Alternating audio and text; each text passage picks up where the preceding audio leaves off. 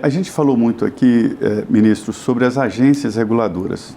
Eu, pessoalmente, tenho críticas às agências. Elas foram criadas logo depois de um processo de privatização muito grande no governo Fernando Henrique, e elas seriam ali as representantes, né, da população. A agência reguladora que o senhor lida aí é com a Infraero, né? O senhor acha que as agências estão num bom tamanho ou precisam ser regulamentadas de melhor forma? Olha, eu acho que a gente precisa fazer uma boa discussão sobre o papel institucional das agências. De todas as agências. De todas as agências. Depois eu queria que o senhor falasse especificamente da Infraero. Eu penso que hoje nós temos bons... Mas a gente não tem dinheiro, não tem pessoal, mas então por que funciona? Eu acho que as agências ela tem um papel importante, que é poder, de certa forma, ser um braço também operacional dos ministérios, mas fazer também um contraponto a discussões que são importantes, vários pontos de vista de reflexão. Eu sou da tese que o debate é muito importante, as discussões, porque é através das diferenças que se constrói as convergências. Então, eu penso que muitas vezes a agência tem o papel de poder fazer uma discussão sobre essas pautas estratégicas do Brasil. E também o papel de fiscalização.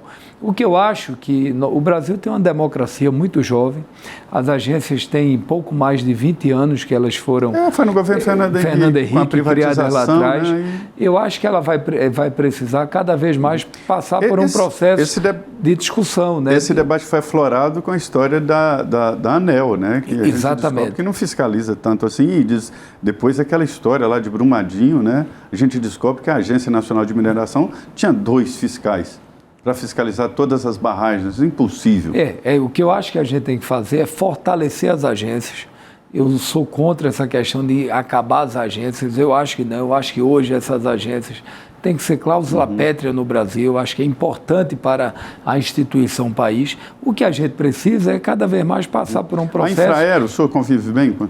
Um excelente diálogo, tem um bom diálogo com o presidente Rogério Bazelay, com toda a diretoria, está retomando aí um grande plano de investimentos para esses próximos 2, 3 anos.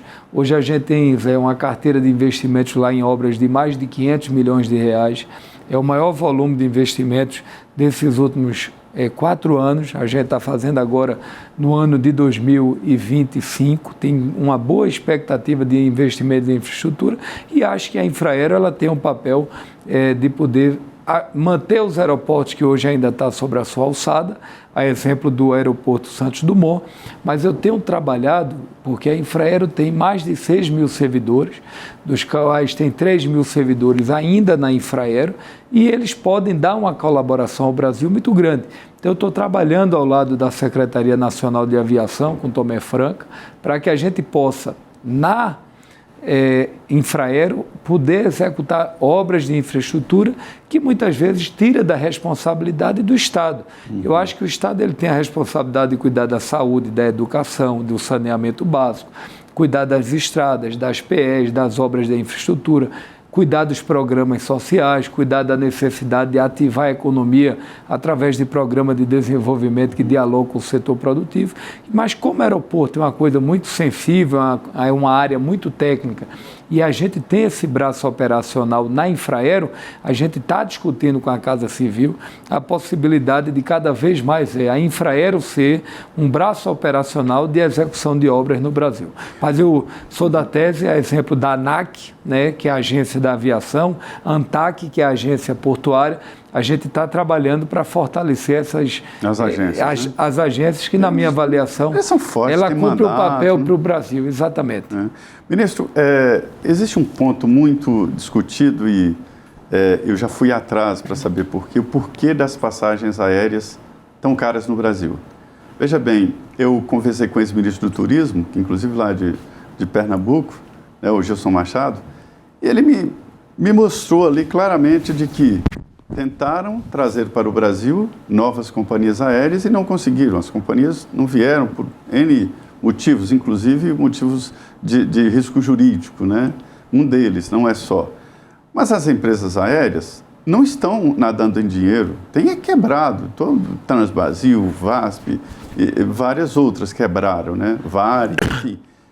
Qual é, ministro, o segredo aí dessas passagens tão caras e as empresas quebradas, ou não é assim? Olha, primeiro, uma excelente oportunidade de fazer uma avaliação do que foi os 4 anos do governo passado e desses 2 últimos anos agora que a gente está findando do governo do presidente Lula.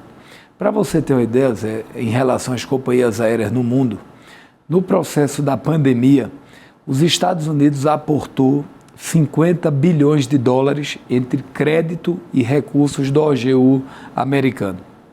A Alemanha, 50 bi de dólares. A Alemanha aportou 20 bilhões de dólares entre OGU e crédito. França aportou, estou usando dólar, sabendo que é euro na França e na Europa, porque a moeda é única aí no mundo que a gente sabe a importância de numerar através do dólar. A França aportou quase 6 bilhões de dólares. Portugal, nós tivemos recentemente visitando, aportou na TAPES mais de 5 bilhões de dólares, de euros lá, que dá em torno de 5 bilhões e meio de dólares a 5,6. Então, o que é que acontece? O que é que foi feito no Brasil nesses 4 anos de socorro e apoio às companhias aéreas? Zero. No momento da pandemia, nenhum recurso ou de crédito ou de apoio do OGU foi dado às companhias aéreas. Elas passaram praticamente 1 ano e meio sem voar. E o que é que houve? Houve 2 problemas no mundo. Primeiro, houve uma inflação no custo da passagem. O preço nas passagens aéreas no mundo aumentaram 15% e, concomitantemente, nós tivemos o problema de como houve uma paralisia de 1 ano e meio, nós tivemos uma redução na produção de aviões. Menos aviões é menos oportunidade, né, para as pessoas poderem viajar pelo mundo, ou seja, é menos oportunidade de voos viajando pelo mundo. Então, no ano de 2019 foram fabricados 1.920 aviões. Em 2023 foram fabricados 1.740. Então, houve uma queda em mais de 150 aeronaves de produção do mundo. Então, isso termina inflacionando o custo da passagem. Quando a gente assumiu o Ministério, a gente se reuniu com as companhias aéreas e a gente colocou algumas prioridades. Dentre dessas prioridades foi reduzir o QAV, que dos 100% do custo do voo, em torno de 40% é QAV. E de agosto de 2000... E aqui no Brasil ele é mais caro? Que é uma média mundial, mas ele tem um pouquinho mais caro, mas entra no valor globalizado. Então, quando você pega, Zé, de agosto de 2023 a agosto de 2024, nós tivemos uma redução no QAV, no combustível da aviação, na ordem de 22%. A 23%. Então, houve uma queda de 1 ano para cá na redução do combustível. E vou lhe dar um dado. Recebemos agora fechamento do mês de agosto de 2023 a agosto de 2024, nós tivemos uma redução no custo da passagem em 8%. Eu falo de maneira globalizada. Lógico que quando você pega um destino Brasília-São Paulo, São Paulo-Rio de Janeiro, Brasília-Rio de Janeiro, você tem um valor mais elevado, né, que se manteve e está diminuindo menos. Mas outras regiões do Brasil, São Paulo, Fortaleza, Recife, Pará, Recife, por exemplo, ou Brasília, Salvador, isso houve uma queda. Agora, o que é que eu tenho trabalhado? Isso aí eu quero aproveitar o seu espaço para fazer um apelo ao povo brasileiro, que é muito importante, que a gente possa comprar as passagens no Brasil com mais antecedência, como americano, como europeu, eles compram a passagem com mais antecedência. No Brasil, não. Muita gente, que é a cultura do brasileiro, deixa para comprar a sua passagem de última hora. Então, por exemplo, se eu pegar um trecho Brasília, Recife para amanhã, vai estar R$ 1.500, R$ 1.700.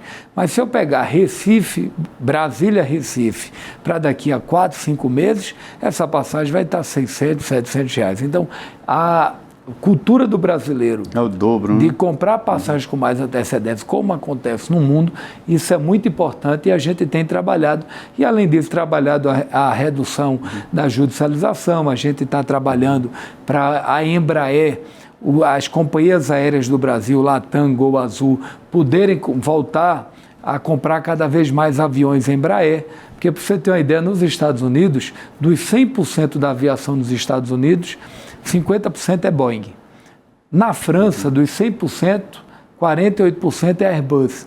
No Brasil, dos 100% da aviação, apenas 12% é Embraer, com aviões brasileiros. Só os Estados próprio, né, do BNDES, independente, tem crédito, tudo. Só para você ter uma ideia, só os Estados Unidos, a gente tem na malha viária americana mais de 1.700 aviões da Embraer, que são aviões brasileiros viajando pelo Brasil. Então a gente está trabalhando fortemente nessa agenda. A aviação regional, né? A aviação regional a gente vai fazer, a gente está entregando esse ano de 2024 agora mais de 40 novos aeroportos ou aeroportos reformados no Brasil. A gente tem uma carteira de investimentos para esses próximos 4 anos. Eu não entendi, o senhor defende repasse de recursos públicos para as empresas aéreas? Ficou com a impressão? Não, eu defendo crédito. O que é que crédito, eu defendo? Né? Pelo BNDES. Pelo BNDES. Nos 4 anos do governo anterior... Mas assim, é o financiamento das aeronaves, né? Não, são duas coisas. Tem o financiamento da aeronave, que é uma parceria das companhias com o BNDES, que para comprar aviões da Embraer, mas a gente criou uma linha de crédito com o ministro Fernando Haddad, com o ministro Rui Costa, com as companhias aéreas, que é o FENAC, que a gente está avançando bem nessa pauta, e para viabilizar 4 bilhões de crédito para as companhias aéreas poderem voltar a se capitalizar, poderem investir em aeronaves existentes, poder comprar novas aeronaves, requalificar as aeronaves que andam pelo Brasil. Então a gente está fazendo um trabalho para poder consolidar as empresas aéreas no Brasil, que hoje detêm 98% do mercado. E mais do que isso, na medida que a gente vai tendo a retomada de novos aviões no mundo, a TAP quer trazer mais voos para o Brasil, a Ibéria quer trazer mais voos para o Brasil, a Europa, que é uma companhia aérea espanhola, como você conhece, quer trazer mais voos para o Brasil. Faltando? Avião. Então, a gente está esperando que esses aviões cheguem, vão demorar 1 ano, 2 anos, 3 anos, porque é o tempo da fabricação, e a gente poder trazer mais voos aqui para o Brasil. Mas vou lhe dar um dado importante, Zé. No primeiro ano, quando o presidente Lula assumiu, em 2022, o Brasil teve 98 milhões de passageiros. Em 2023, nós tivemos 114 milhões, um crescimento em quase 15% na aviação. E esse ano nós vamos chegar a mais de 120 milhões de passageiros, ou seja, estamos crescendo na aviação nacional e também na aviação internacional. O que dá mais trabalho para o senhor lá, os portos ou aeroportos? Eu acho que a parte da aviação é mais sensível. A parte de portos é uma área muito estratégica para o Brasil. Eles dizem que são mais regulamentados do que a bomba atômica. Né? Não, mas é importante por conta da segurança, né? Nós estamos lidando diariamente com milhões e milhões de vidas. É uma pauta muito sensível, essa pauta da aviação.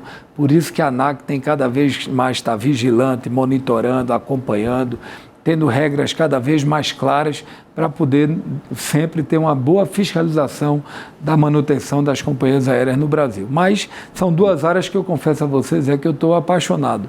Eu estou, primeiro, muito grato ao presidente Lula de ter tido o privilégio de poder servir ao seu governo e ao Brasil. E segundo, são pautas estratégicas que dialogam com a agenda de desenvolvimento do país.